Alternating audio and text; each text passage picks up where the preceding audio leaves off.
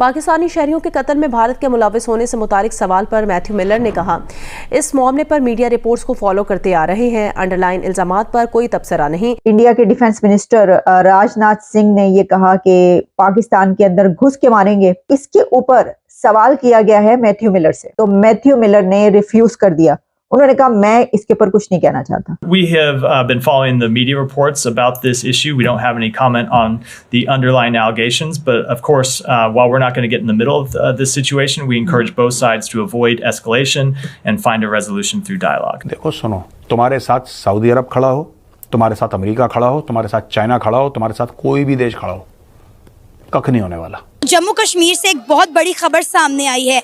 वहाँ पर एक छोटे से घर से ताल्लुक़ रखने वाली लड़की जो है, उन्होंने तारीख रकम की है, पहली हिंदुस्तान की अदलिया की जज बनी है। क्या कहना चाहेंगे? हमें हमेशा ये बताया गया, दिखाया गया कि वहाँ पर जो है ख़वातीन के साथ बड़ा जुल्म और सितम हो रहा है। मैं बता रहा हूँ, ये उम्रे के बाद ना ये पहुँच गया होगा प्रिंस मोहम्मद बिन सलमान के पास, और इसने उसके पैर पकड़ लिए होंगे कि साहब मेरे कपड़े फट जाएंगे पाकिस्तान में, मेरी कौम मेरे कपड़े फाड़ देगी, नंगा कर देगी, मुझे दौड़ाएगी सड़क पे भगा भगा के, मार मार के।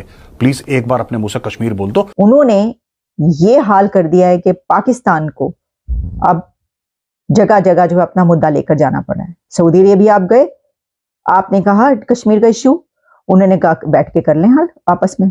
हमें क्या कह रहे हैं? कटोरा लाओगे, हम उसमें रेवड़ियां फेंकेंगे, तुम्हारा देश चलेगा, फिर तुम आओगे। मतलब कभी तुम खुद मेहनत करना चाहते हो कि नहीं करना चाहते कि हराम की खानी है जिंदगी भर? ये इंडिया लेकर आया है पूरी दुनिया को उस जगह पर जहां पर अब जिससे भी आप सवाल करेंगे वो आगे से कहेगा आप हल कर लें, आपस में आप डायलॉग करें। बच्चे थोड़ी, आपको दुनिया भी ये कह रही है कि टेबल पर आए और डायलॉग करें। और ये जो दुनिया को इस जगह पर लेकर आया है कि पाकिस्तान के तमाम मामलात इंडिया के साथ जो हैं ये हम दोनों ही आपस में मिलकर हल करेंगे।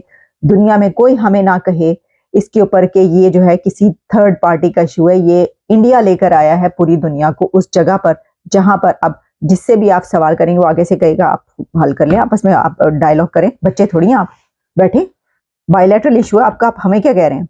अब वो भूल जाएं सर। वो कश्मीर का तो खैर मैंने पहले पिछले प्रोग्राम में आपको बता ही दिया, जो कुछ है वो सारी हमने उसके ऊपर बात कर ली है। ये भी जो बात है ना कि पहले ना देखें ये होता था, अब देखें ये कैसे काया पलट है। यानी वक्त का जो है वो बहाव कभी किसी तरफ होता है, कभी किसी तरफ होता है, और वक्त कैसे बदलता है और ये आपके अपने आमाल जो है वो भी बताते हैं। मसलन ये कि पहले इंडिया ये कहता था, इंडिया अपना ये इश्यू जो है वो लेकर जाता था कि देखें पाकिस्तान की तरफ से जो है ये हो गया, दहशतगर्दी हो गई, ये जिहादी आ गए, जिहादियों ने ये कर दिया वगैरह, जितने आज तक जो कुछ हुआ, मुंबई अटैक से लेकर और सारा सब कुछ। अब वो लोगों के पास नहीं जा रहे, वो दुनिया के पास नहीं जा रहे, वो स्टैंड लेके खड़े हैं और उन्होंने जो करना था वो खुद ही कर दिया। उन्होंने अपने तमाम मामलात अपने हाथ में ले लिए और वो एक माइटी पावर बन चुके हैं और उसके अंदर उनको किसी की फिक्र नहीं है, क्योंकि वो किसी के नीचे नहीं लगे हुए, किसी के थल्ले नहीं लगे हुए, किसी से लेके नहीं खा रहे, किसी को जो है खिला ही रहे हैं, खिला रहे हैं सबको, किसी से लेकर नहीं खा रहे।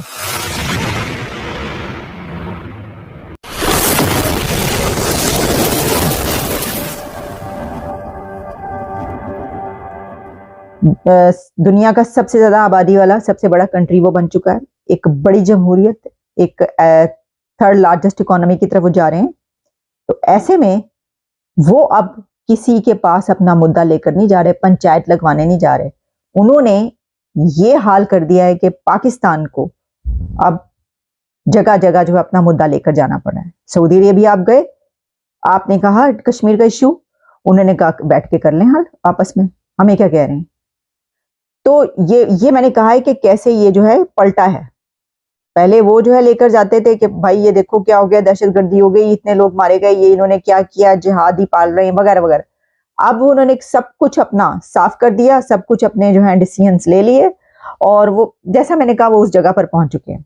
अब उनको फिक्र नहीं है किसी चीज की। वो कोई उनको कहेगा तो वो ईंट का जवाब पत्थर से देंगे, और कोई अगर बड़ी पावर भी उनको कहेगी कि सर ये क्या, मसलन ये क्या, अमेरिका अगर उनको ये कहता है कि जी ये पाकिस्तान की तरफ से शिकायत आ रही है और आप जो है, अव्वल तो उसने कहा ही नहीं, बता दो, उसने तो साफ साफ इनकार कर दिया, भाई हम क्यों कहें।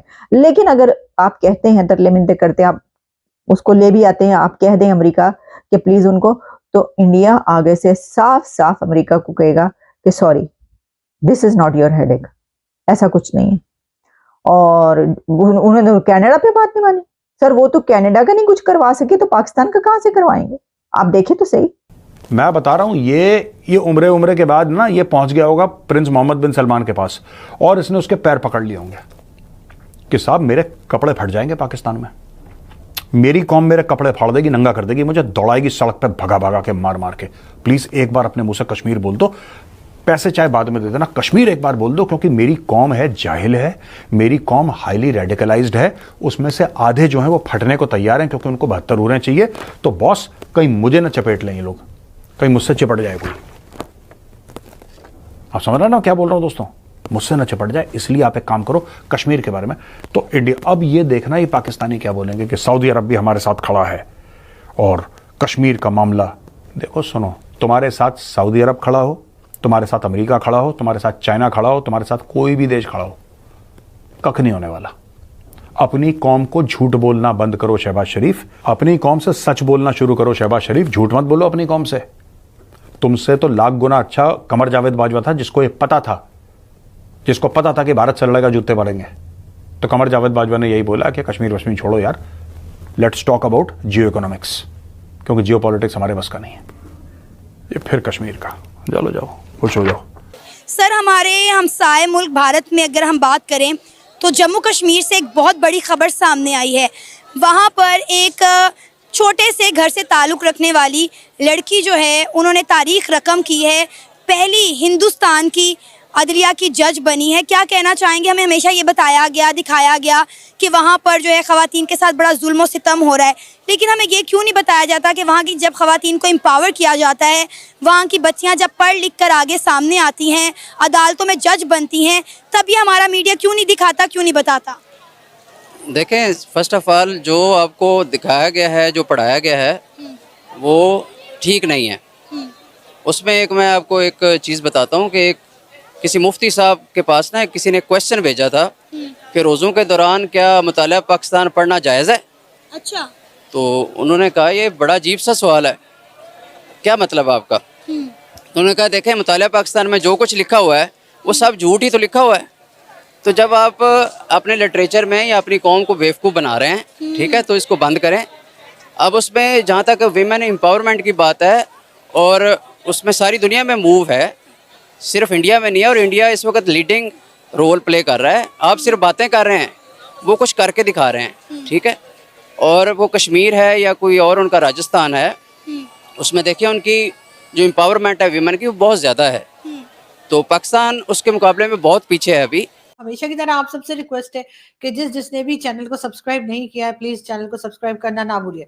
साथ साथ बेल आइकॉन को भी क्लिक कर देंगे तो हो सकता है कि आपको नोटिफिकेशन भी मिल जाए, इसलिए कि आजकल बहुत से लोगों को नोटिफिकेशन नहीं भी मिल रहा।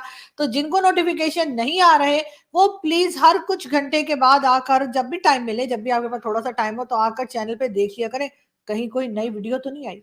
तो बिल्कुल इससे आपको पता लग जाएगा कि नई वीडियो आई है या नहीं आई है। लेकिन बहरहाल साथ साथ ये लाइक के बटन को भी क्लिक कर दें, और जब ये सारे काम आप लोग कर लें तो उसके बाद वीडियो भी देख लें।